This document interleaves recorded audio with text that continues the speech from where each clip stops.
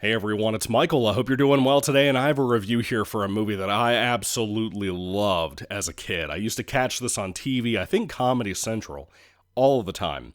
And I have a DVD copy here that I've had most of my life. I don't think I've seen the film in like 15 years or 17 years, something like that. It's been a while. I was pretty young, and I probably shouldn't have seen this as young as I did, but Comedy Central and TV channels used to play such good films like Waiting with Ryan Reynolds, which I still think is better than this, by the way. But this little movie here is very much like an American Pie film. It even has one of the lead stars from it, Jason Biggs, in here.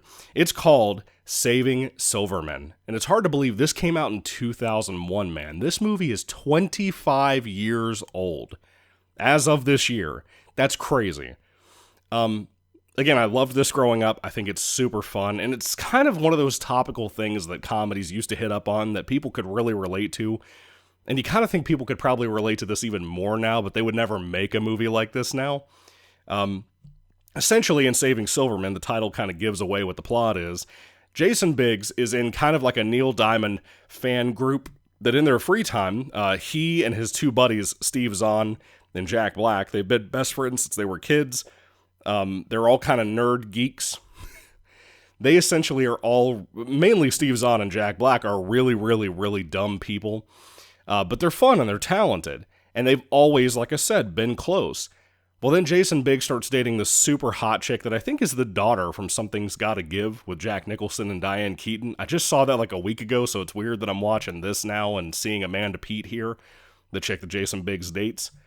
But essentially, when he begins to date her, she doesn't like his friends, doesn't like what he doesn't like his Neil Diamond little street concerts and stuff where he tries to get some change thrown his way, even though he's kind of good at it.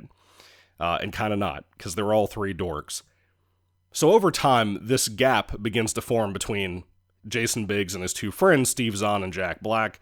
And at first they're cool about it. They know that he has his life, his own life outside of their friendship, and they know that he's really crazy about this girl. But Silverman's also proposed to her. He's engaged. They have a wedding coming up.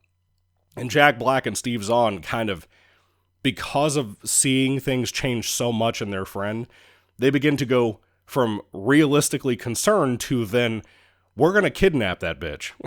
We're going to hold her in our basement. And they end up holding her hostage for like a week.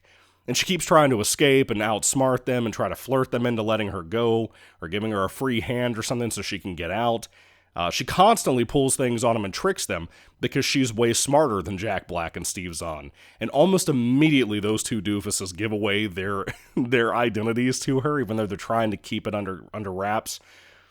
The movie, it's not going to be for everybody. Again, if you love like American Pie or like the Ryan Reynolds movie Waiting or something like that, Employee of the Month with Dane Cook, if you like stuff like that, like I did, because I love 2000s comedies, this is the time of the year, like when you get into early summer and late spring and stuff, where this is the time of the year where I want to watch 2000s comedies I love, like White Chicks and stuff, and Wild Hogs with Tim Allen.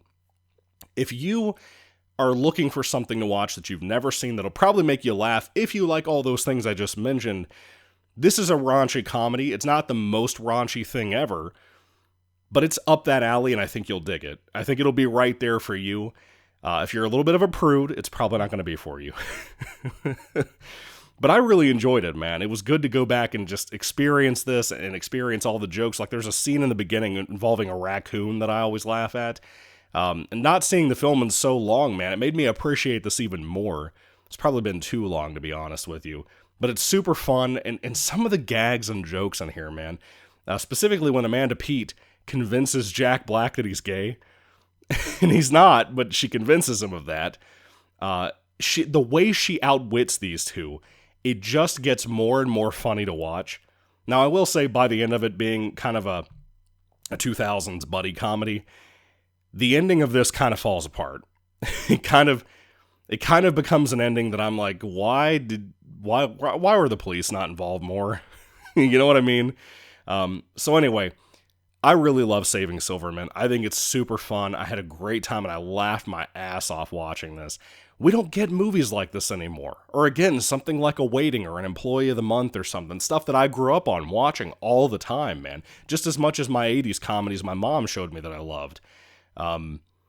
Yeah, I mean, I probably saw this just as much as I saw Breakfast Club growing up. You know what I mean? And I love Breakfast Club. I have a damn poster across the room for it. So this movie means a lot to me. I'd recommend it to people who want something different to watch, who have never seen it before. Check out Saving Silverman. Good performances across the board, fun flick, cool soundtrack. That's all you need to know. Lots of laughs. That's probably the most important thing, like I said.